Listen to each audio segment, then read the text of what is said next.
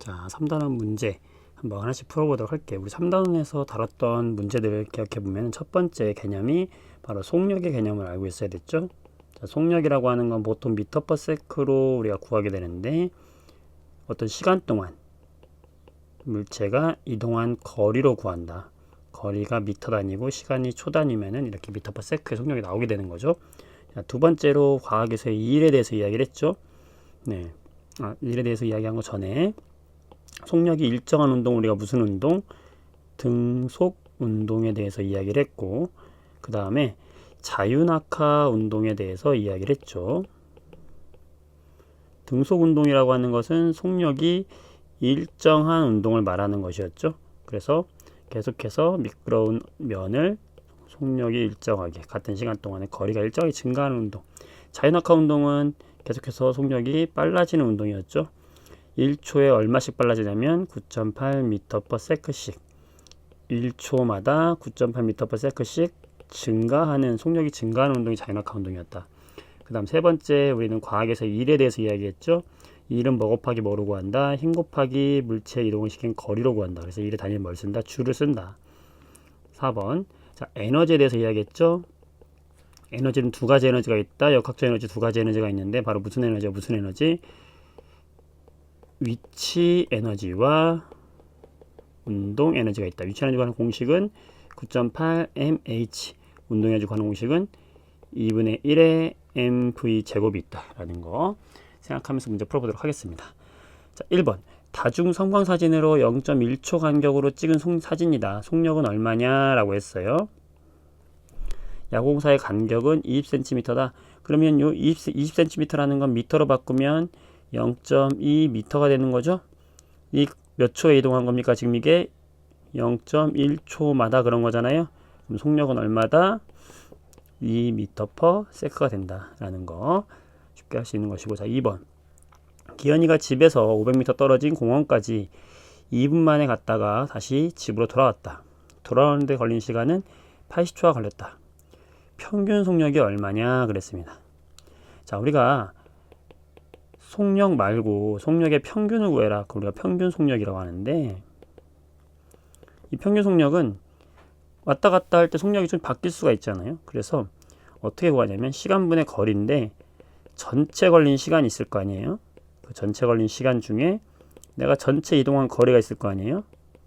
이렇게 하시면 되는 거예요. 어렵지 않죠? 자, 몇 미터 퍼 세크냐 했으니까 초로 바꿔줘야 되겠죠. 2분은 몇 초예요? 120초가 되겠죠. 그러면 갈 때 120초, 올 때 80초니까 왔다 갔다 총 몇 초 걸렸습니까? 200초 걸렸네요.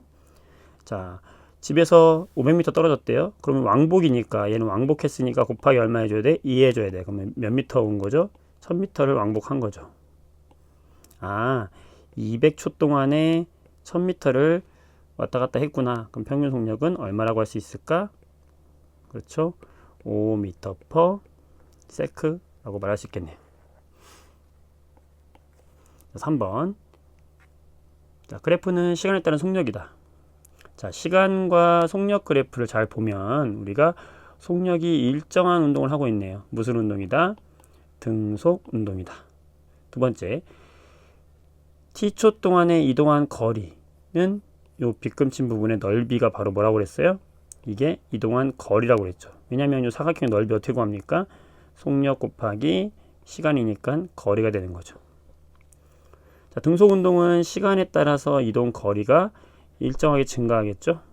이건 t초 후에 지금 얼마라는 거, 몇 미터 이동했다는 거예요. a만큼 이동했다는 말이 되니까 요 넓이가 결국에는 a가 되겠죠. 이동 거리니까요. 자, 그렇게 알고 풀어보면 되는 거죠. 기억, 가의 빗금친 부분의 넓이는 속력이다. 아니죠. 거리를 나타내는 거죠. 나의 A는 T일 때의 속력을 나타낸다. T일 때 속력이 아니라 거리라고 되어 있잖아. 거리죠. 디귿, 가의 빗금친 부분의 넓이 이게 뭐예요? 이동 거리라고 그랬죠. 이동 거리. 이 넓이는 결국에 나의 A만큼 이동한 거리와 같은 거죠. 맞다. 등속 운동을 하는 그래프고요. 이동한 거리는 시간에 따라서 일정하게 증가하겠죠. 일정하지 않죠. 따라서 디귿과 리을이 되겠습니다. 다음 4번 A, B의 시간에 따른 이동 거리다. 네, 시간에 따라서 이동 거리가 일정하게 증가하고 있네요. 자, 이런 그래프는 둘 다 무슨 운동이라고 그랬어요? 등속 운동이죠. 등속 운동에서 시간과 이동 거리에서 요 기울기는 지금 시간분의 이동 거리잖아요. 시간분의 이동 거리. 그럼 이건 결국에 뭡니까? 속력이죠. 그럼 기울기가 계속 일정하잖아. 그러니까 등속 운동이죠. B도 기울기가 일정하잖아. 등속이죠. 얼마로 일정합니까? A는 지금 기울기가 얼마로 일정해요? 그게 바로 A의 속력이 되겠죠. 4분의 20이니까 5m/s로 일정한 것이고, B는 얼마로 일정합니까? 속력이죠.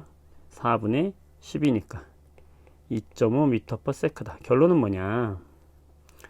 둘 다 등속 운동이다. A는 5m/s로, B는 2.5m/s로 둘 다 등속 운동하고 있다라는 것이죠. 기억, A가 B보다 빠르다. 예, 속력이 빠르죠. A는 5m/s다. 그렇죠. 속력이 점점 증가하지 않고 등속 운동이죠. 일정하죠. 5초일 때 A와 B는 10m 떨어져 있다. 4초일 때 10m 떨어져 있죠. 지금 여기가 10m잖아. 차이가. 따라서 틀렸고요. 8초일 때 B의 이동거리. B의 속력은 지금 일정했죠. 얼마로 일정한 등속 운동이죠? 2.5m/s로 일정했죠. 그럼 8초일 때는요. 1초마다 2.5m씩 가니까 8초일 때는 8을 곱해주면 되겠죠. 따라서 얼마가 되는 거예요? 20m가 나오겠죠. 30m가 아니죠. 답은 기억, 니은. 할 수 있겠죠. 자, 5번. 자유낙하하는 물체 운동을 다중 성광사진을 이용해서 잘라서 그래프를 만든 것이다. 자, 이 성광사진이라는 건 일정한 시간 간격, 보통 이제 0.1초 간격으로 사진을 찍는 거예요. 그러면 요 같은 공에서 공까지 딱 찍었어요. 이게 만약에 0.1초야. 그러면은 0.1초 동안 이만큼 이동했다는 거니까 잘라서 붙였다는 거는 무슨 의미냐면은, 여기에는 이미 뭐가 포함된 거냐면 그 시간 0.1초당 이동한 거리가 포함되어 있는 값이에요. 결국에 뭐예요? 시간분의 거리, 속력이라는 거죠. 따라서 이 잘라붙인 이것은 뭐냐? 바로 속력을 의미하는 겁니다. 그러면 자유낙하하는 이 물체는 속력이 일정하게 증가하는 운동을 하는 거죠. 굉장히 중요한 그래프 기억해 주시고, 자, 이 자유낙하 운동은 속력이 일정하게 증가한다. 속력이 일정하게 증가하는 게 자유낙하 운동입니다. 매우 중요하고요. 세로축은 속력을 의미하는 거죠. 매우 중요합니다. 시간 간격은 일정한 것이죠. 0.1초 간격으로 찍힌 것이고, 물체에는 일정한 크기의 힘이 작용한다. 네, 여러분들, 물체에 힘이 작용하지 않으면 둘 중 하나예요. 물체가 정지해 있거나 등속 운동을 하는 것도 힘이 가해지지 않은 겁니다. 얼음판에서 한번 딱 밀었어. 힘을 더 이상 주지 않아도 얘는 일정한 등속 운동을 하죠. 두 번째, 일정한 힘이 작용한다라고 하는 것은 속력이 일정하게 증가한다는 걸 의미해요. 따라서 지금 자유낙하 운동은 속력이 증가하고 있으니까 일정한 크기의 힘이 작용하고 있는 거예요. 그 힘의 정체는 누구죠? 바로 중력이었던 것이죠. 따라서 답은 기억, 니은, 리을이 된다. 자, 이렇게 5번까지 문제 풀어봤습니다. 여러분도 한번 풀어보도록 하세요. 수고했습니다.